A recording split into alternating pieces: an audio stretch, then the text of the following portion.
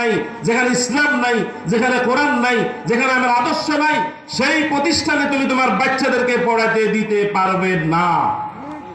আর যখন চতুর্থবার জিবরিল বলল বিসমি রব্বিক, এই কথা বলার সাথে সাথে যে নবী একটু আগে বলছে মা না বেকারি, সেই নবীর জবানে জারি হয়ে গেছে সুবহানাল্লাহ।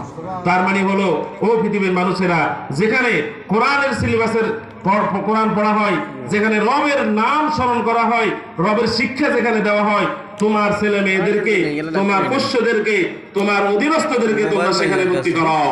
তাহলে আপনারা বলেন, আপনাদের সন্তানকে এমন শিক্ষা ব্যবস্থায় কি ভর্তি করাবেন যেখানে আল্লাহর নাম নাই? প্রযুক্তি বিশ্ববিদ্যালয় যিনি দিয়েছেন, তার নামে কত পুষ্য একটা জেনার গুনাহ লেখা হয়েছে।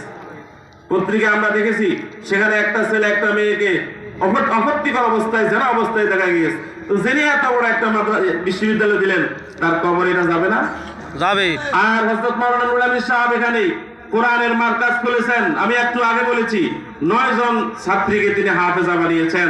এই 9 জন হাফেজা বানার কারণে তাদের সওয়াব কি তার আমলনামে যাবে না? যাবে। এই জন্য সাবধান, প্রতিষ্ঠান দিতে সাবধান।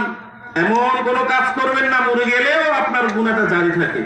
এই জন্য ইনশাআল্লাহ আমরা আমাদের এই প্রতিষ্ঠান দিয়ে খেয়াল রাখবো তো সবাই, ইনশাআল্লাহ। প্রতিষ্ঠানের স্টুডেন্ট দেবো তো সবাই ইনশাআল্লাহ।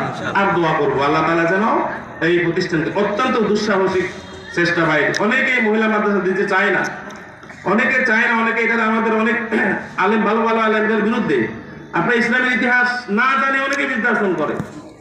আরে আশ্চর্য হয়ে যাবেন, ডক্টর আকরাম একটা কিতাব লিখছে, এই কিতাবের 43টা খণ্ড, কেমব্রিজ স্কুল এন্ড কলেজের প্রফেসর ডিন, তিনি একটা কিতাব লিখছেন 43 খণ্ডে।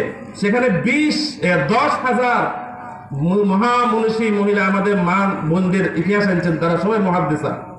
হযরত আয়েশা রাদিয়াল্লাহু তাআলা আনহা এবং হযরত ফাতেমা, হযরত জয়নব বিনতে জাহাশ সহ হযরত আল্লামা ইবনে সিরিনের মেয়ে ছিলেন তৎকালীন যুগের সর্বশ্রেষ্ঠ মুফাসসিরা আল্লামা ইবনে সিরিন।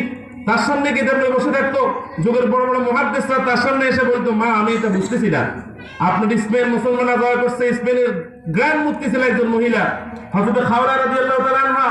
ইসলামের ইতিহাসে যাকে বলা হয়